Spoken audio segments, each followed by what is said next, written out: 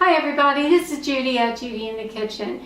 Today we're talking broccoli 101, the basics. And as with my other 101 videos, I do have notes in front of me, so forgive me for reading, but there's a lot of information here. But you don't need to worry about stopping the video and taking notes, because as in the other videos, I will have these notes available to you so that you can print them out. They're in the description box below. A lot of information on this one, so don't worry about taking notes. Just sit back and listen and soak in what you can, and then you'll have your notes for reference later on to use as you need to for your own personal application. So if you come up with any questions, anything that I did not address to your needs, then just feel free to ask in the comment section below, and I will address them the best that I can, okay?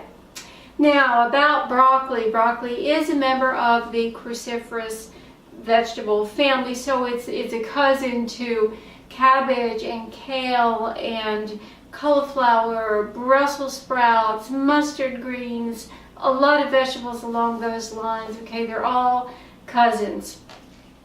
And the vegetables in this family have a lot of health benefits, and broccoli is certainly among the top most healthful vegetables to consume. It really is. It's sometimes referred to as a super veggie. Okay, so broccoli is one of those things you do want to make a part of your diet on a regular basis. Actually, it has anti-cancer properties. It helps to build and support body tissue and bones. It's packed with antioxidants, which again helps in that anti-cancer function. It helps to reduce inflammation, helps to control blood sugar. It supports heart health by lowering cholesterol. It promotes healthy digestion, supports healthy brain and nervous tissue function. It supports a healthy immune system. It may slow the aging process. It even supports oral health, who knew? And more. And I do have a link in my notes here to where that information came from. In fact, in this bunch of notes, I have a lot of links for you to use for different reasons. Okay, getting into nutrition tidbits. Broccoli is high in a lot of nutrients, including fiber, B vitamins, vitamin C, vitamin K, iron, potassium. It's a good source of beta-carotene, which is a precursor to vitamin A. 1 cup of cooked broccoli, note, cooked broccoli, has as much vitamin C as an orange. And the reason I stress cooked is because vitamin C is often lost during the cooking process, but yet for broccoli to retain that much vitamin C is really phenomenal. So that tells you, even in the raw state, it's got a lot of vitamin C available to it. Broccoli contains more protein than many other vegetables, which is an interesting note, and it is very, very low in calories, with only 31 calories in a cup. So yes, we can go hog wild eating broccoli, and it won't put a spare tire around the middle, except unless you put all sorts of other things on top of it, like having a tidbit of broccoli with your bowl of cheese sauce. Now, if you do it that way, there's some discussion to be had there. Broccoli is also high in sulforaphane, which is one of the anti-cancer compounds that it has, okay? It does have a number of anti-cancer compounds. Sulforaphane is just one of them. And if for no other reason, that compound is reason enough to include broccoli in your meal plan, because it just makes it a highly valuable food for anti-cancer properties. Scientists have found that there's even more sulforaphane available from young broccoli sprouts than in the mature broccoli plant that we are accustomed to. Now, I grow broccoli sprouts in a jar all the time, and we will, as long as I have them available, I will include them on our salad. We have committed to eating one large salad for one of our meals every day, as much as possible. And we do that very, very, very often. And so if you would like to include broccoli sprouts on your meals and you're not sure how to grow them, please let me know in the comment section below, and I'll be glad to do some videos on how to grow broccoli sprouts. It's very, very easy. You just need a mason jar with a special lid, or there's other things that you can do as well instead of that. So let me know and I'll be glad to show you how to do that. Okay, now how to select broccoli.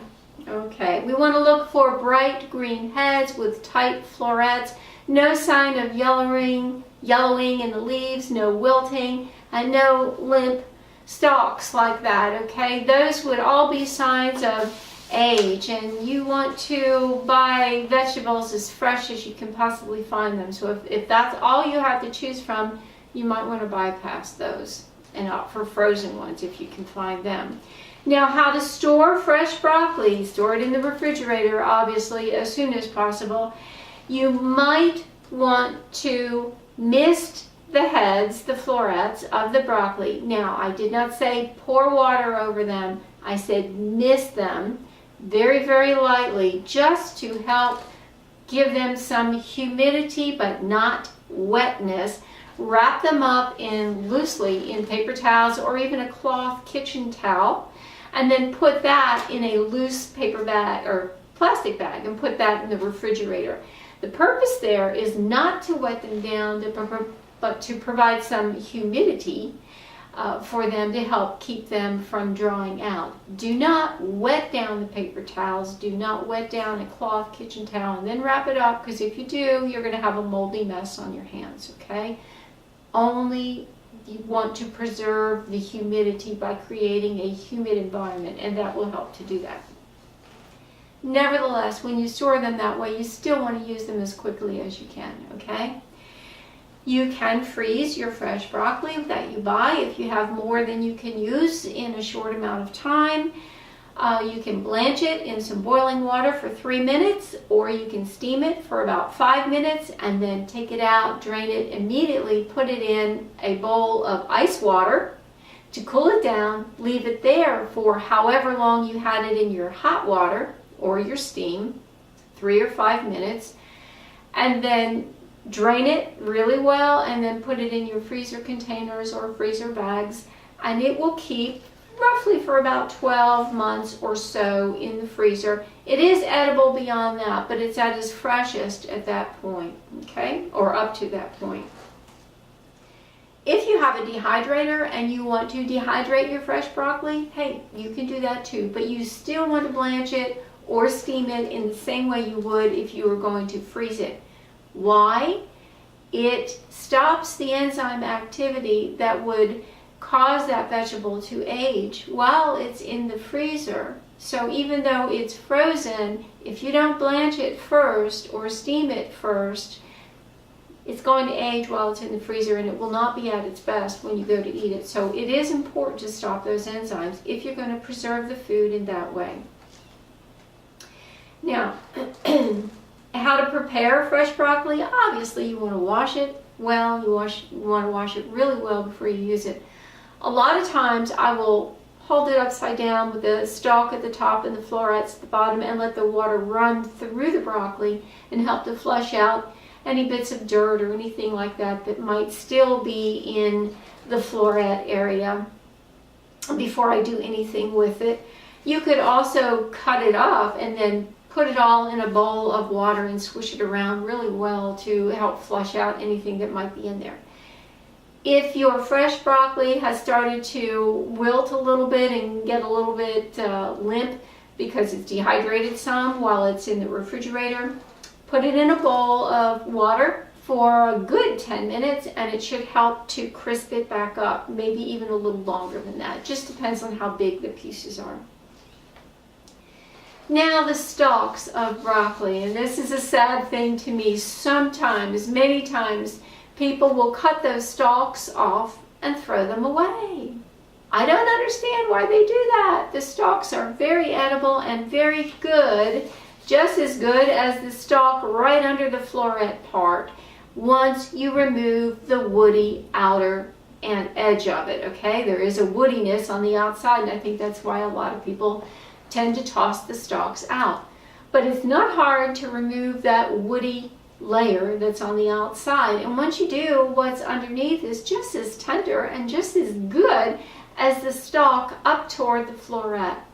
Now, I do have a video out, and I've got a link under the recipes on how to easily cut fresh broccoli with less mess, okay? And in that one, I show how I like to cut up broccoli, and I don't have all the little spriglets of florets all over the place when I'm done. It's an easy trick to do. So, but I also show in that video how to remove the woody layer off the stalk. So if you're in the habit of throwing the stalk away, I urge you to give it a try and not throw it away, and try using it once you can remove that woody layer around it, okay? Now, fresh versus frozen broccoli. Fresh is usually available to us in most grocery stores, and it's a great way to purchase the vegetables, nutritionally speaking, as long as the vegetable doesn't look like it's really old and on its last leg. And if it is, you might want to bypass that. Raw broccoli, when we eat it, contains most of the nutrients and anti-cancer agents that the plant has to offer. When we eat it in the raw state, we do absorb many of them. However, the absorption is actually enhanced on some of the nutrients if we actually lightly steam it first, believe it or not. And I do have some links there that show scientific evidence as to that fact, okay? So I have a lot of links in these notes. If you want to steam your broccoli, I've got a video on how to steam it, but you want to steam it for up to 4 minutes, and it will have a crisp tenderness to it, and it's very delicious that way, and it's not overly sulfury tasting like if you boiled it to death, okay?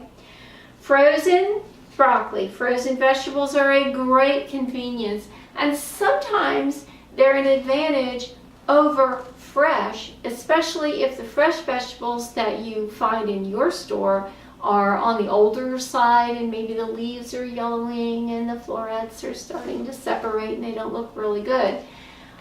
Frozen vegetables are usually processed maybe the day they're picked, or at the latest the day after they are picked. So they are at their peak when they are frozen. So there may be some nutritional advantage to that over fresh if the fresh that you have available to you is on the older side.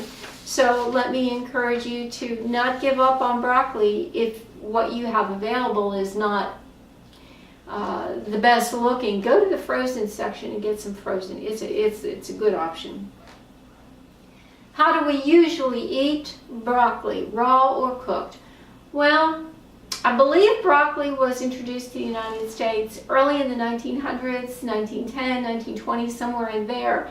And back in those days, it was very, very common for people to cook their vegetables in a big pot of water and just cook them down until they became extremely soft, and they would throw some margarine or some butter or something like that on top of it and call it good. Well, we have learned since then that broccoli can be eaten raw and in many different ways of being cooked. And if you don't like broccoli because of your experience as a child, because mom or grandmom used to cook it to death in that way with the boiling too much, I can't blame you for not liking it, because cooking it like that releases a lot of sulfury compounds. It makes the house really stink. It makes the broccoli taste really strong and not very palatable. So if you don't like broccoli for that reason, let me urge you to give it a second try with an open mind. As long as you don't overcook it, you may find that you really like it. What can we do with it? Well, besides boiling it, and we can boil it, but just boil it for 3-4 minutes and we're done, and then call it done, and you might really like it that way. You can also steam it, roast it, bake it, saute it, stir fry, stir steam, put it in a casserole, add it to soups, add it to salads, enjoy it raw in your salads, different kinds of salads. You can even cut it up and use it as something to dip and collect your dip with. Even French onion dip is really good like that with some raw vegetables. So broccoli is very, very versatile, and you can do all kinds of things with it. So if you are not in the habit of eating broccoli, let me encourage you to give it a whirl and try something different with it that you haven't had before. Now, what herbs and spices go well with broccoli?